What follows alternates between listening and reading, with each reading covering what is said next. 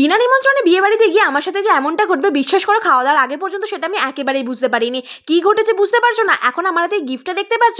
আরে না রে বাবা, এটা আমি বরকনের জন্য একেবারেই নিয়ে যাইনি। এটা তো বৌভাতের অনুষ্ঠানে গিয়ে আমি রিটার্ন গিফট হিসেবে পেয়েছিলাম। আর যাই বলো না কেন, কোনো অনুষ্ঠান বাড়িতে গিয়ে তুমি যদি গিফট দেওয়ার বদলে একটা রিটার্নে গিফট পেয়ে যাও, মনটা কিন্তু বেশ খুশি হয়ে যায়, কি তাই না বলো? আর আমি তো খাওয়া দাওয়া শেষ করে হাতে আইসক্রিম আর এই গিফটটা নিয়ে খাওয়ার জায়গাটা একটু ঘুরে দেখছিলাম। বিশ্বাস করো তখন রাত 11টার সময়তে ওনাদের সমস্ত খাবার দাবার গরম গরম করে সবাইকে সার্ভ করা হচ্ছিল।